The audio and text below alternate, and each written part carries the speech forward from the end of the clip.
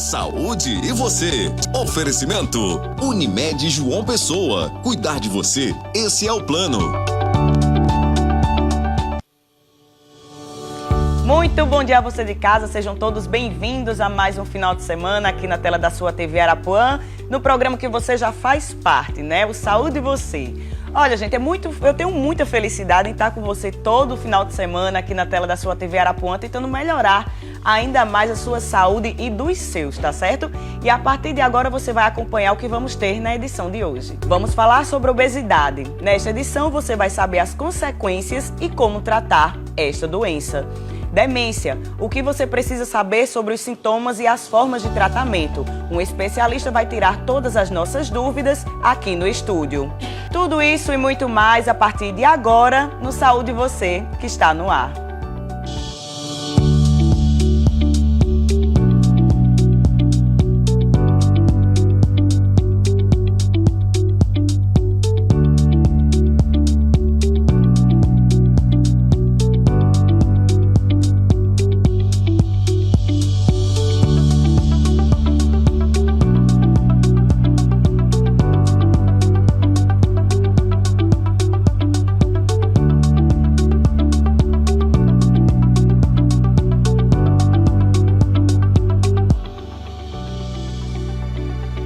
Começando o Saúde Você de hoje, sejam todos muito bem-vindos mais uma vez. E olha, gente, em 2030, 68% dos brasileiros poderão estar com excesso de peso. E os dados são feitos por um estudo feito por pesquisadores de universidades de todo o Brasil e também do Chile. E as causas nem sempre são fatores genéticos, tá certo? E os maus hábitos podem contribuir sim para esse tipo de problema. É o que vamos ver a partir de agora. Ano passado, Eduardo ficou internado durante 45 dias por conta da Covid-19. O comprometimento dos pulmões chegou a 95%. Era hipertenso e pré-diabético. Pesava 165 quilos na época. A forma grave da doença fez com que ele repensasse o estilo de vida. O pós-Covid que me motivou 100% a cuidar mais da saúde, exatamente. Eu perdi algum peso na Covid. Depois que eu saí do hospital, aí eu perdi o restinho, quis perder o restante. O médico Euquias Rocha explica que Eduardo estava obeso, fator de risco para uma série de doenças. O resultado da operação, peso dividido pela altura ao quadrado, ajuda a entender como está a nossa saúde. Para a gente detectar a obesidade, é utilizado um índice de rastreio, que é o índice de massa corpórea, que é o IMC. Quando o IMC está entre 18,5 a 24,9 é considerado normal. De 25 a 29,9 é considerado sobrepeso. De 30, para ficar claro, aí começa a obesidade. De 30 a 34,9 é considerado obesidade grau 1. De 35 a 39,9 é considerado obesidade grau 2. Maior que 40, obesidade grau 3.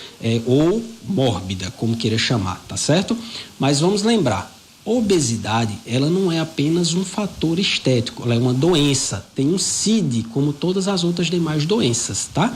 Porque ela é uma doença inflamatória crônica com vários fatores de riscos na saúde. Segundo a Organização Mundial de Saúde, aqui no Brasil, mais de 1/5 da população adulta está obesa. O índice gira em torno de 22%. Entre crianças e adolescentes, essa percentagem é a metade. Mesmo assim, preocupa os especialistas. E para perder peso, só mesmo com mudança de hábito. Tem que ter o tratamento multidisciplinar, tem que ter ali o ajuste do paciente em relação à ansiedade, né? Tem que ter o ajuste alimentar, uma dieta equilibrada. A gente tem que ter a prática da atividade física diária, né? Então, todo o conjunto, um sono de qualidade também muito importante para que a gente consiga ter o emagrecimento.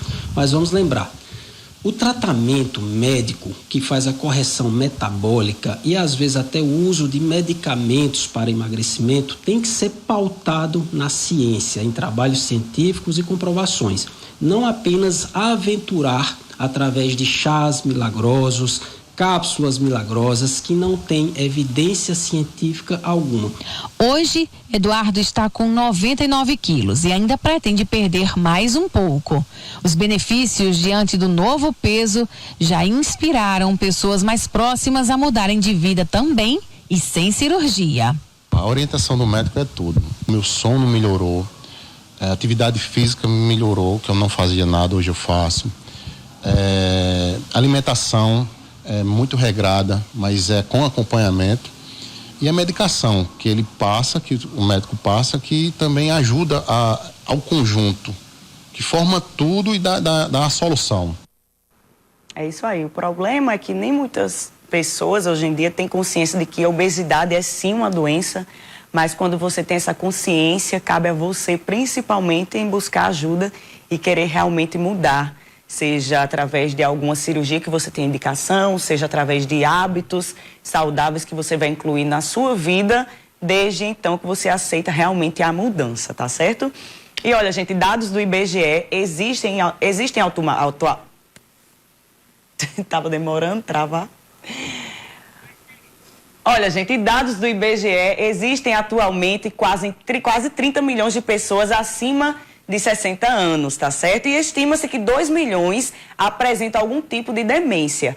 E para falar sobre o assunto, a gente convidou hoje um médico neurologista, Dr. Rafael Gonçalves, que está sempre nos visitando de vez em quando. Seja bem-vindo, Dr. Rafael. Obrigado. Né? Falar sobre a mente, podemos dizer assim, querendo ou não, envolve, né, a parte neurológica, a parte da nossa mente, mas aí um termo forte que a gente escuta muito falar, demência. O que é realmente esse termo? Então, as demências são um conjunto de doenças que causam algum grau de comprometimento cognitivo e incapacita pessoas por esse comprometimento cognitivo. É um termo usado às vezes de forma pejorativa, mas a gente sabe que o termo técnico correto é realmente demência. E aí, outras doenças, por exemplo, como depressão, algum tipo de coisa assim dessa relação, pode evoluir para uma demência ou realmente só tem, por exemplo, em idosos? Na verdade, eu não diria evoluir para a demência, mas alguns transtornos de humor, como a depressão, pode ser um fator de risco para que a demência se desenvolva. E algumas alterações também de humor, como por exemplo ansiedade, depressão, podem causar sintomas parecidos com os sintomas das demências. A partir de que momento a gente pode diferenciar que tem algo estranho acontecendo na nossa mente, né? Como eu costumo falar aqui, ninguém é melhor do que a gente para se conhecer, Sim. Né? E a partir do momento que a gente sente que tem algo estranho, como é que a gente pode... eu não estou normal, preciso procurar realmente ajuda. De modo geral, a gente começa a chamar de demência, chamar de algo patológico, quando existe a perda de alguma função. Quando, por exemplo, a pessoa conseguia trabalhar e não consegue mais, ou conseguia dirigir, conseguia cozinhar e perde aquela função, a gente começa a realmente se preocupar. Mas, obviamente, qualquer sintoma que gere preocupação ou que surja alguma dúvida se é normal ou se não é, o ideal é sempre procurar um médico especialista em neurologia para poder diagnosticar realmente caso seja alguma doença e que consiga tratar de forma mais rápida. E aí só através de uma conversa é feito o diagnóstico ou precisa exames mais precisos? E outra coisa, a questão da genética influencia? Então, é preciso fazer alguns exames para chegar a um diagnóstico de demência, mas a gente sabe também que a maioria das demências e o Alzheimer, que é a principal tipo de demência, é o Alzheimer, essas doenças não aparecem em nenhum exame. Então, a gente pede exames para excluir outras causas de doenças que possam mimetizar um quadro de Alzheimer ou de alguma outra demência. Então, é preciso sim fazer vários exames laboratoriais, exames de imagem, mas para excluir outras causas. E com relação à genética, a genética tem um papel muito forte na fisiopatologia das demências, porém não se pode confundir com a hereditariedade. A demência de Alzheimer, apenas 5% das pessoas com Alzheimer têm uma relação hereditária com relação à transmissão dessa doença de forma vertical, digamos assim. Então, é muito comum chegar no consultório pessoas preocupadas. Meu avô teve demência de Alzheimer, minha avó, meu pai. A gente dá para aquela pessoa uma orientação que a gente dá para todo mundo. Cuidar da saúde, manter a mente ativa. A gente sabe também que os fatores de risco conhecidos para desenvolver a demência de Alzheimer são fatores de risco cardiovasculares, como hipertensão, obesidade, sedentarismo, diabetes. Então, tem que cuidar bem da saúde de forma geral para prevenir o Alzheimer. Então, assim, se a gente parar para analisar, a gente pegar um conjunto de doenças, na verdade, todos os fatores de riscos acabam sendo um só, né? Tá tudo englobado. Então, assim, existem pessoas, por exemplo, no câncer, quando você descobre que alguém da sua família teve um câncer, você costuma procurar o médico mais antecipadamente para fazer aquele rastreio, para ver se pode ter tendência. No neuro, pode-se fazer dessa forma também, além de cuidar, obviamente, da saúde? Sim, e além disso é importante também buscar um médico neurologista, não só para tratar alguma doença, mas é importante buscar orientação sobre o que você mencionou antes, o que é normal, o que não é, e o que fazer para prevenir essa perda cognitiva, né? A gente sempre orienta no consultório a todo paciente, seja idoso ou até mais jovem, de manter a mente ativa. De que forma? Isso é bem individualizado, porque um paciente com um grau cognitivo mais elevado, por exemplo, que tem um curso superior, tem uma pós-graduação, a atividade que a gente propõe para manter-se ativo mentalmente daquela pessoa é diferente da atividade que a gente propõe para quem, por exemplo, não foi alfabetizado e alguém que tem um grau de escolaridade mais baixo. Então tem que ser adaptado de acordo com a capacidade de cada um. Então se a pessoa tem um alto nível de grau de instrução, a gente pode indicar ler um livro mais elaborado, assistir filmes e séries mais complexas, e isso vai manter a mente mais ativa. Aprender um novo idioma, tocar um instrumento, isso ajuda muito a prevenir uma perda cognitiva. Além do Alzheimer como um tipo de demência, quais são os outros tipos de demências que a gente tem?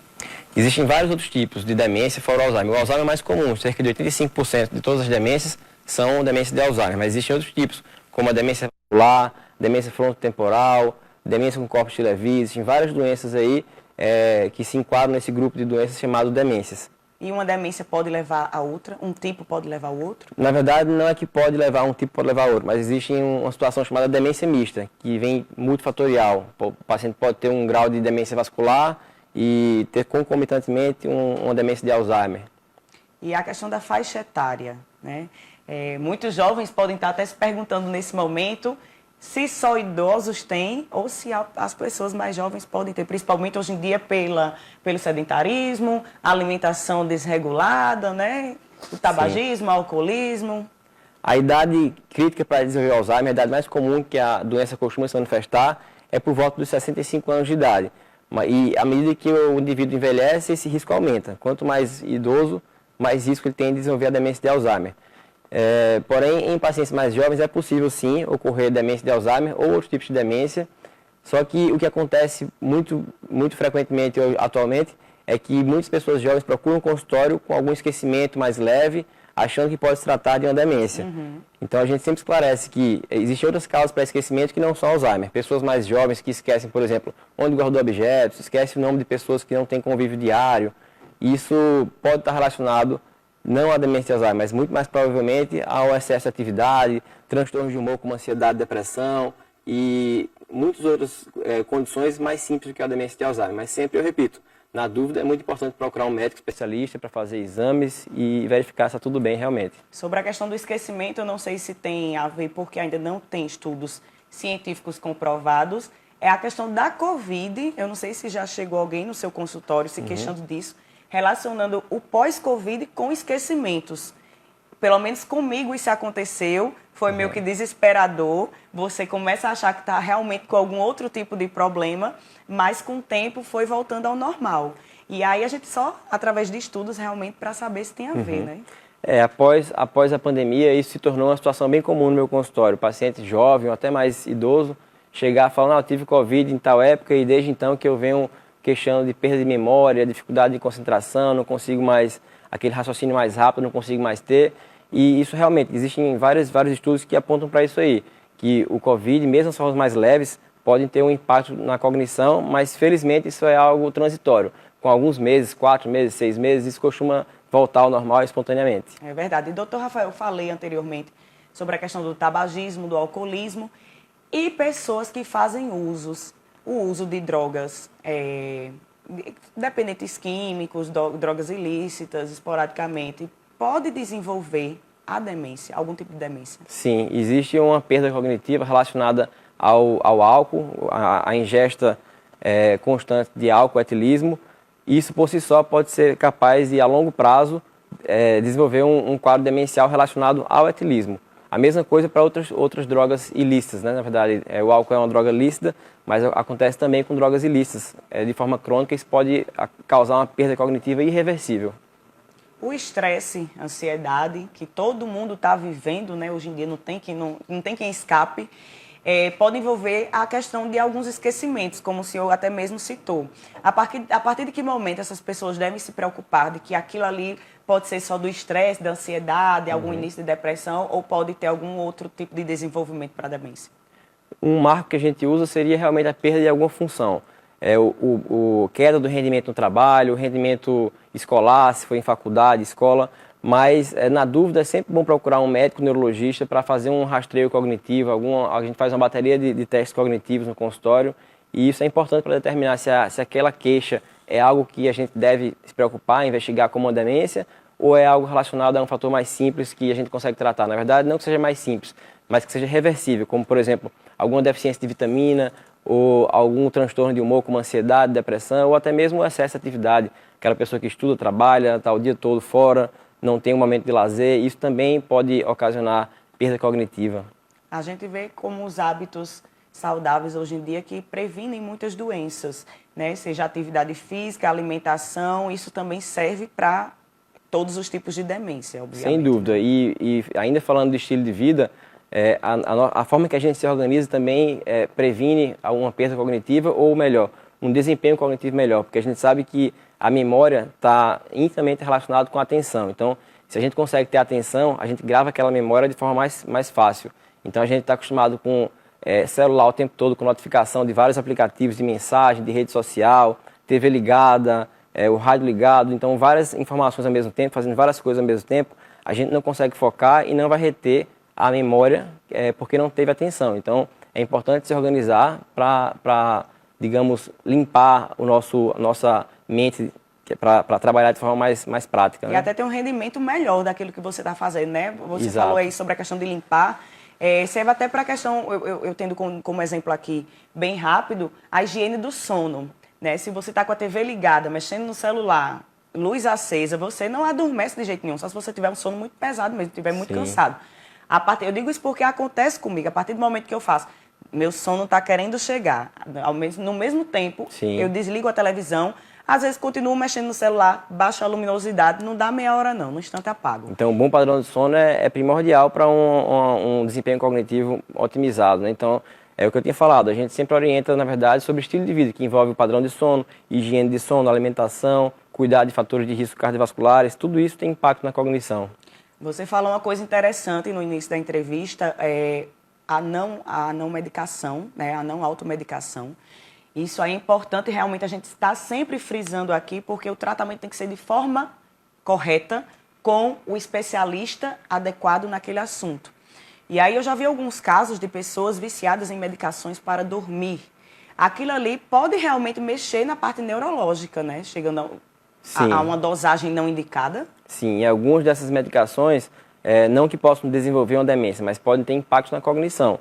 Algumas medicações controladas podem a longo prazo ter um prejuízo de memória, de atenção, e é bom sempre fazer consultas regulares com o seu médico, porque a gente consegue determinar se ainda é necessário usar aquela medicação, se pode suspender, e muitas vezes com orientações a gente consegue melhorar o padrão de sono, com a higiene do sono, como você falou. E aí eu costumo dizer que a nossa saúde hoje em dia não é um trabalho individual, é um conjunto multiprofissional, né? É um neurologista, com um cardiologista, com um psiquiatra, com um psicólogo, com um nutricionista, com um educador físico. E se você parar para analisar, nossa saúde é cuidada por uma cadeia realmente de profissionais. E aí não é só um tratamento individualizado, né? Creio que até para essa parte neurológica também, até uma terapia que, assim, quem tivesse realmente a ciência de quanto a terapia faz bem hoje em dia, principalmente nesse mundo turbulento que a gente está vivendo hoje, creio que deve fazer parte também do tratamento neurológico, né? Sem dúvida, a gente bate muito nessa tecla de procurar um médico, mas o médico é importantíssimo, tanto no diagnóstico quanto no segmento, mas é tão importante quanto que o paciente procure a ajuda de uma equipe multidisciplinar, para fazer uma reabilitação cognitiva, para treinar, por exemplo, adaptar funções que o paciente perdeu. Com terapia ocupacional, consegue adaptar as funções para se alimentar, para se trocar. Então, é muito importante que todos os profissionais caminhem juntos para proporcionar uma melhor qualidade de vida, tanto para o paciente quanto para o cuidador, que também não deve ser esquecido. A gente fala muito do paciente com demência, mas o cuidador tem uma carga muito alta, muito grande essa carga, e existe muito a ser feito também pelo cuidador. E aí tem que ter também a consciência da família, né? Todo um conjunto, a questão da paciência, Porque, querendo ou não, tem pessoas que realmente, por exemplo, no quadro do Alzheimer, ele tende só a evoluir para pior, podemos dizer assim. Então, tem que ter realmente todo um cuidado, todo um lado com carinho, um lado humanizado. É uma doença progressiva, a gente sabe que não tem uma reversão dos sintomas, só progride o tratamento medicamentoso, para a gente frear a progressão da doença. Mas e por isso que é tão importante também a gente trabalhar muito com a informação da população para quebrar esse estigma que tem da pessoa com Alzheimer, com a pessoa com demência. Então, é preciso informar para tirar o preconceito e poder ajudar melhor. Então, até a forma das pessoas falarem com a pessoa com Alzheimer ou com a pessoa com demência, as pessoas devem estar orientadas sobre como abordar aquela pessoa, falar num tom de voz mais sereno, falar frases mais curtas, com termos mais simples, não ficar tratando aquela pessoa com demência como uma criança. Então, todo esse tipo de orientação a gente dá para os cuidadores e a toda a família, as pessoas que convivem com o paciente. É importante saber como lidar. Aqui em João Pessoa, doutor Rafael, existem instituições que cuidam de pessoas assim, mais específico, com demência? Existem, sim, grupos de apoio, grupos de cuidadores, e a gente sempre orienta também os cuidadores procurarem ajuda, porque, como eu falei, a carga em cima do cuidador é muito alta. Então, existem grupos de apoio e de ajuda para essas pessoas trocarem experiências e otimizarem o trabalho e se ajudarem, na verdade. E aí, se tratando de alimentos, a gente vê muito, se você parar para pesquisar no famoso Google, alimentos de todas as qualidades que podem ajudar na sua saúde ou piorar a sua saúde, se tratando de demência. Existem alimentos que podem retardar a demência ou existem alimentos que podem ajudar a acelerar essa demência? Então, eu vejo muito, principalmente na internet, as pessoas fazem muitas promessas milagrosas. Tal alimento melhora a sua memória, mas na verdade é que isso aí é algo que tem que ser construído durante a vida. Se você tem uma alimentação saudável, é algo a ser construído a longo prazo. Não é que se você comer tal alimento hoje, que amanhã seu rendimento cognitivo vai ser melhor. Não é bem dessa maneira. A gente sabe também que algumas deficiências vitamínicas, como vitamina B12, quando está deficiente, a gente pode perder cognição secundária a isso. Então, existe um grupo de doenças chamado demências reversíveis. No caso do Alzheimer, é uma demência irreversível, algo progressivo que não tem volta. Mas existem algumas demências reversíveis que são relacionadas à deficiência de algumas vitaminas, como a vitamina B12. A partir do momento que a pessoa é muito ativa e começa, às vezes nem ela, a perceber, mas assim, algum familiar ou algum amigo começa a ver que tem algo de diferente. Qual o conselho que o senhor, como médico, dá para essas pessoas até tirarem um pouco o tabu, né, que ainda deve existir, assim como a demência, outros tipos de doenças, quando são descobertas, os familiares, os próprios amigos ou as próprias pessoas querem esconder, têm preconceito com ela mesma. Então, deixa uma dica aí para quem está em casa mudar um pouco esse pensamento. Então, é importante respeitar e ter empatia com a pessoa que está sofrendo aquela doença e com os familiares, porque às vezes, principalmente na fase mais inicial, a pessoa não quer expor aquele diagnóstico porque pode causar um pouco de mal-estar. Então, é respeitar e ser empático. Como eu falei, até a forma de conversar com aquela pessoa tem que ser diferente, tem que ser mais comedida, tem que entrar na... Às vezes o paciente pode ter alguma fase da doença que tem algum delírio, fica tendo alucinações. Então, é importante você não bater de frente, não negar o que o paciente está vivendo, mas tentar, dentro da história dele, contornar a situação e acalmar ele. Então, é muito importante ser empático e sempre acompanhar. No caso de pessoas mais próximas, cuidadores, acompanhar nas consultas para sempre estar a par do tratamento e ter orientação de como lidar com aquele paciente. E procurar esse paciente para realmente ele receber ajuda. E se você for o paciente e começar a perceber de algo estranho ou já foi diagnosticado com algum tipo de demência, ter a consciência de que nada na vida está perdido, né? E cuidar da sua saúde, que é o seu bem mais precioso, né? E, doutor Rafael, muito obrigada pela sua participação aqui hoje. Fica à vontade para voltar sempre, viu? Obrigado, eu que agradeço. Maravilha. Agora a gente vai para um breve intervalo. Daqui a pouquinho a gente está de volta.